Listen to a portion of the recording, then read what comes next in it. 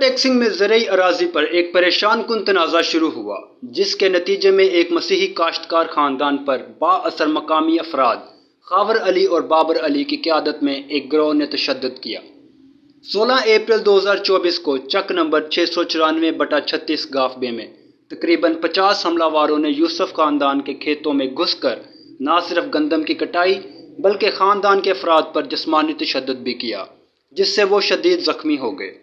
یوسف کی بیٹی شہناز نے بتایا کہ کس طرح حملہ وار فصل کی کٹائی کی مشینری اور اوزار لیے ان کے کھیتوں پر اترے اور اس کے بہن بھائیوں، جن میں اس کے 3 بھائی اشرف، ریاض اور الیاس، یوسف اور اس کی بہن بیوہ بشرا اقبال شامل ہیں، جنہیں جسمانی طور پر تشدد کیا۔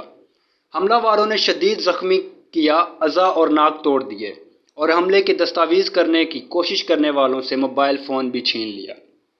بتایا جاتا ہے کہ یوسف مسیح کے والد نواز مسیح کو ایک سرکاری بحالی اسکیم کے تحت 77 کنال بنجر زمین الاٹ کی گئی۔ سالوں کے دوران خاندان نے اس بنجر زمین کو زرخیز کھیتوں میں تبدیل کیا، محنت اور مالی وسائل لگائے۔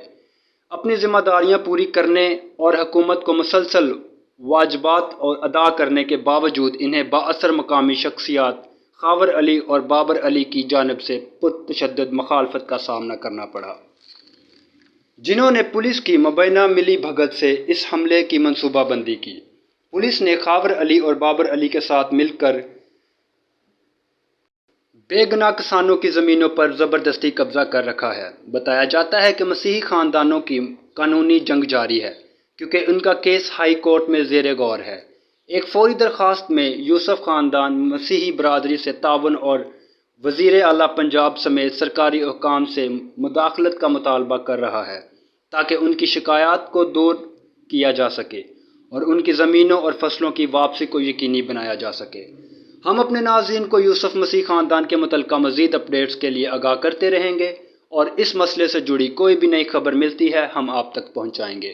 معلومات کا قابل اعتماد ذریعہ CRC، جڑے رہیے CRC کے ساتھ۔